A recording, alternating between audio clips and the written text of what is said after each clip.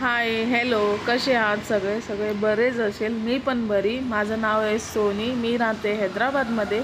छोटेसे घरात राहते आणि छोटासा ब्लॉग करते आणि सगळेच बरेच असेल. आणि श्रावण सोमवार लागला आहे आजपासून आणि हे मी रात्रीचा व्हिडिओ दाखवते. संडेचा रात्रीचा आहे, म्हणजे संध्याकाळचा 6 वाजताचा, जेव्हा मी जेवण बनवत होती आणि मी इथे ना शेवग्याचे शेंगे बनवत होती, म्हणजे कालवण. जसं डाळीत पण घालतात आपण आणि असं पण बनवतात. तर मला भाकरी संगती खायचा होता आणि लय दिवस झाले होते बनवले नव्हते. तर बोलली चला आज सासू आली होती तेव्हा एकदा बनवले होते डाळीत घालून शेंगे. तर मी म्हटली की खाल्ले तर आहे ना एकदा डाळीचा, तर चला आज खाऊया कालवण करून. आणि भाकरी संगती तर लय चवदार लागते, लय मस्त लागते. तुम्ही पण करत असेल, तुम्हाला पण माहिती असेल. सगळेच करतात तसं. तर असं काही नाही आहे की मीच करते, लेकिन लई भारी लागते. आणि जे बाहेरचा जे साऊंड येते ना, तुम्हाला थोडासा इग्नोर करा. का म्हणजे मी घरात ही व्हॉइस रेकॉर्ड करू नाही शकत. का म्हणजे पोरं झोपले, जर माझा आवाज ऐकले ना पोरं तर उठून जाईल. त्याच्यामुळे मी बाहेर आली आहे, बाहेर बसली आहे थोडासा, म्हणजे थोडासा करू म्हणून. पण हे काय गाड्याचं काय थांबायचं हे नाही आहे. गाड्या येत जाते, विचार करते थांबणार गाडी. लय वेळ झाले मी बसली इथे, पण हे काय गाडी कमी व्हायला नाही, जास्तच वाढत चालली आहे. म्हणून त्याच्यामुळे थोडासा माफी मागते त्याच्यासाठी. आणि इग्नोर करा ते आवाजला. आणि जे माझा तर आवाज येतच असेल तुम्हाला, मी मोठेतूनच बोलते.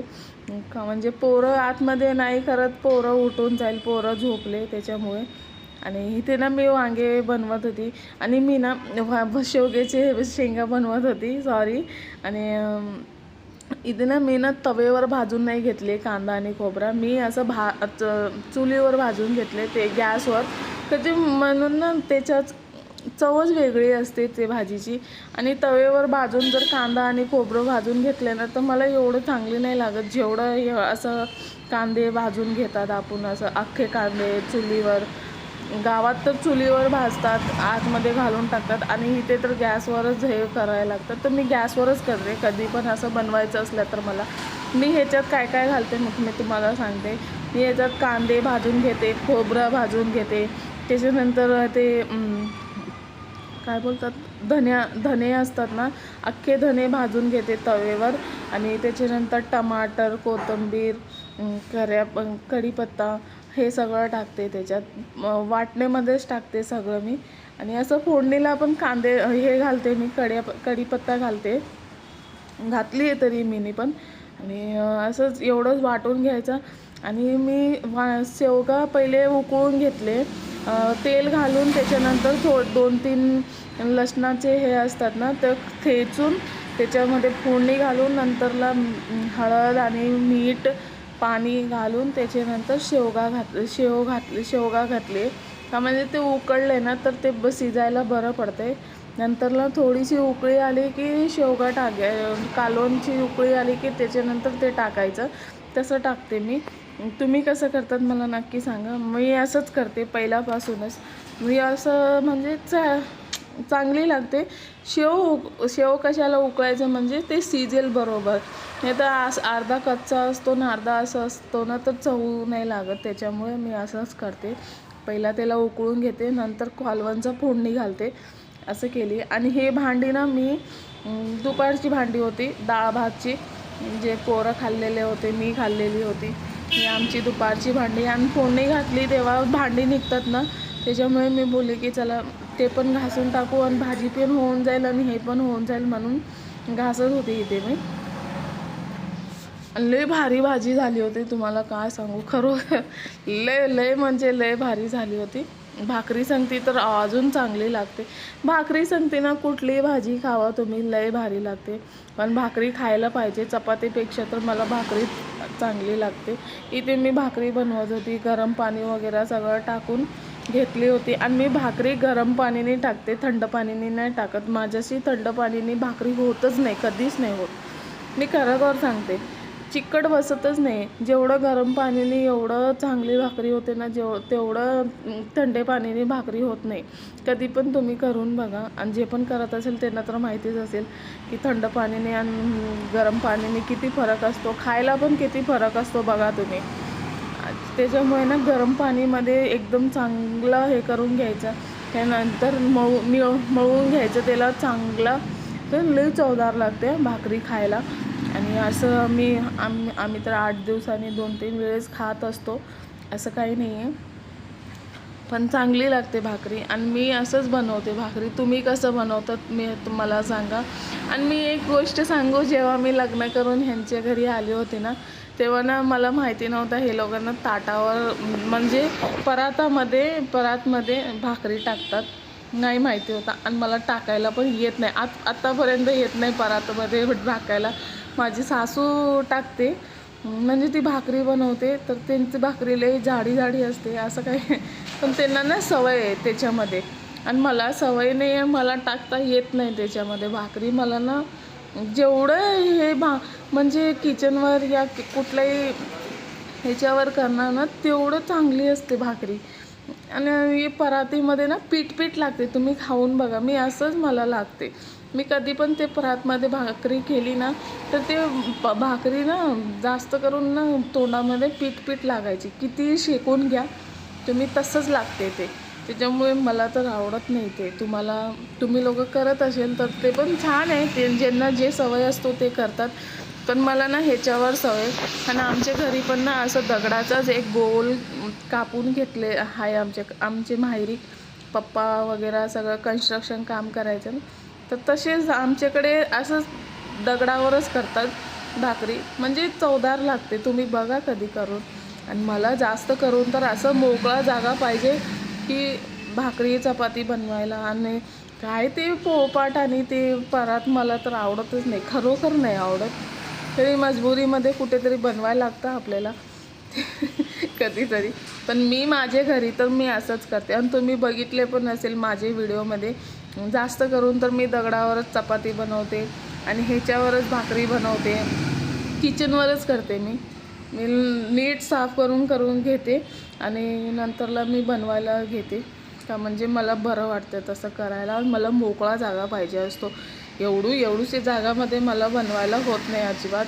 आणि साईडला ना मी काय करत होती माहिती आहे, खीर बनवत होती. खीर म्हणजे पोरगीसाठी. त्याला ना गिळायला होत नाही, त्याला ना देवी आली आहे ना, त्याच्यामुळे त्याच्या घसामध्ये पण आली आहे, त्यामुळे त्याला गिळायला होत नाही. आणि इथे ना मी सकाळचा वेळ आहे, सोमवारचा दिवस आहे, आजचाच आहे. आणि इथे मी हळद लावत होती बाकलवर आणि पूजा करून घेतली. सगळ्यात पहिले ना बाकलीची पूजा करायचे बोलतात, म्हणून मी आंघोळ करून सगळं करून पहिले मी बाकलीची पूजा केली. आज सोमवार आहे, श्रावणचा पहिला सोमवार आहे. आणि मी पहिले भुकी राहायची, 1 वर्ष मी सोमवार पकडले. आणि ह्या वर्षी मी काय पकडले नाही. मला माहिती होतं माझ्याशी होत नाही, तर मी बोलली माफी मागते आणि नाही होणार. पण पूजा वगैरे तर मी करतेच सोमवारी, दररोज करते पूजा, असं काही नाही आहे. तर आज सोमवार होता आणि चांगला दिवस होता, श्रावणचा पहिला सोमवार होता. आणि बाकलची पूजा करणं लय शुभ असतो आणि सगळ्यांनाच केलं पाहिजे. कोण संध्याकाळी करतात, कोण सकाळी करतात. मला जसं टाईम भेटते मी तसं करते. आणि इथे थोडासा रांगोळी काढत होती, चांगली असते. हळद कुंकुम वाहायचा असतो आणि सगळं करायचं असतो. मी पण पहिले एवढं हे नाही करायची. जेव्हा मी मुंबईमध्ये होते तेव्हा आई करायची, मी एवढं नाही हे लक्ष द्यायचं. पण मी जेव्हा हैदराबादमध्ये आली तेव्हा आम्ही राहायला लागले, आम्ही सगळं पूजापाठ करायला लागले, तर मी पण करायला लागले. एवढं बोलतात ना, आई असले की एवढं लक्ष द्यायचं नाही, तर माझा पण तसंच होता माहेरी. एवढं काय लक्ष द्यायची नाही मम्मीकडे. तर आता लग्न झालं, पोरं झाले, तर आता करायला लागतं. सगळ्यांनाच पूजापाठ करायला लागलं. स्वतःचे चांगलं होण्यासाठी तर करायला लागतं. आणि हे बाकलचं पूजा करणं लय शुभ असतो. रोज तर होत नाही, पण कधीतरी करणं पण ते पण लय शुभ आहे, चांगलं आहे. आणि करून घेतली तेवढं पूजा. मी देवपूजा करायची होती, पहिले बाकलची पूजा करून घेतली मी, नंतर देवपूजा केली आहे मी. इथे बघा तुम्ही देवपूजा.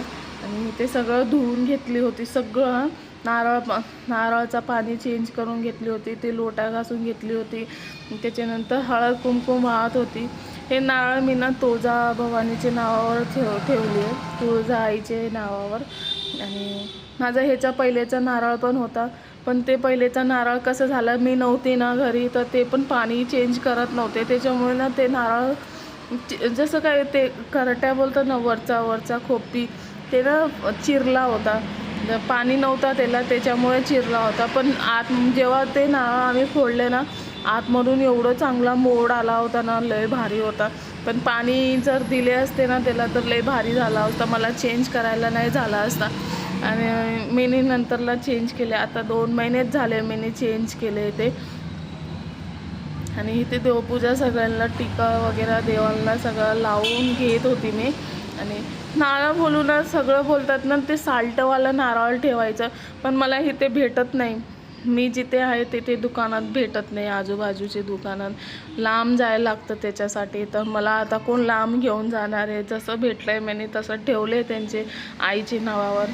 पण मी खरं सांगू, नारळ असला आणि हे लोटा जर आपण कलश ठेवले ना, तर आपल्याला आपलं देवघर ना एवढं चांगला वाटतो ना, मी खरोखर बोलते, लय भारी लागतं मला तर. एवढं मी जेव्हापासून मी ठेवायला लागले ना, मला एवढं शांती भेटते ना, की हां चल भरभरा वाटते. म्हणजे एक कुठले पण घरात एक स्त्री नसली ना, तर कसं तरी होते ना आपल्याला, की कसं तरी म्हणजे जे जाणव होते ना, तसं हे पण आहे, देवघर पण आहे.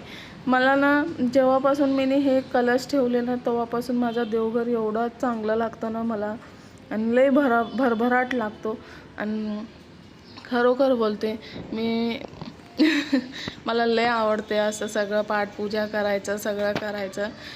नेमकी थोडाफार करते, पण करते मी. आणि मी खरं गोष्टी सांगू तुम्हाला, मी ना फूल मागवली होती आज सकाळी ह्यांच्याशी, म्हणजे माझ्या हस्बंडची. तर मी विसरली फूल व्हायचा. का म्हणजे मी दररोज फूल वाहत नाही, असं काय सणसुद्धी असले तरच वाहते फूल. मला आणून देणारे कोण नाही आहे. म्हणजे ते कधीतरी बोलले, रिक्वेस्ट केले तर आणून देतात मला. तर आज त्यांनी मला आणून दिले होते आणि मी विसरले होते, फ्रीजमध्ये ठेवली होती ते फूल सकाळीच. तर मी ना विसरली आणि फूल व्हायचं सोडून दिली. जेव्हा मी आरती आणि हे हनुमान चालीसा वाचत होती ना, तेव्हा मला आठवण आला की मीनी फूल आणले, मीनी फूल का नाही वाहले. तर नंतर बोलली की पूर्ण ही हनुमान चालीसा पाठ पूर्ण करून टाकू, आणि त्याच्यानंतरला मी फूल ठेवते म्हणून. खरोखर मी विसरली होती की फूल व्हायचा. फूल त्यांनी आणले होते, पण मी विसरली, माझी बुद्धी काम नाही केली तेव्हा. काही नाही होत, माफीला चुकीला तर माफी असतेच, एवढी काही मोठी चुकी नाही. माझा ज्यांना सवय असतो त्यांना आठवण असतो, पण मला ना सवय मतलब म्हणजे वाहत राहतात फुलं, तर त्या आठवण असतं, पण मला आठवणच नव्हता खरोखर. मी ते बोलत होते की मला मी विसरली म्हणून मी फूल. तर मी आता आणायला गेली होती मी फूल, आणि फूल आणली मी इथे आणि वावली. खरोखर काय बोलायचं आता मला. तरी पण मी ठेवली, असं काय नाही, विसरले तर चालते, चुकी होत राहते. आणि मी ठेवली फूल.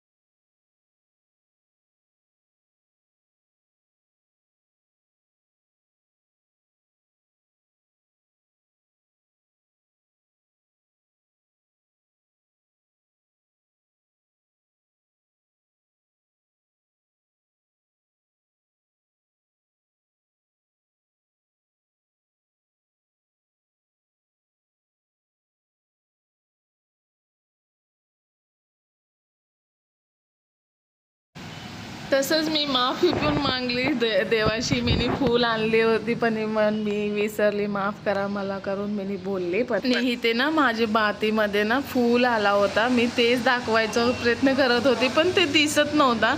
पण तरी पण दिसते थोडा थोडा, बघा तुम्ही. आणि येणं चांगला असतो का मला नक्की सांगा. आणि इथेच एंड करते माझ्या व्हिडिओचा. सबस्क्राईब नक्की करा. बाय.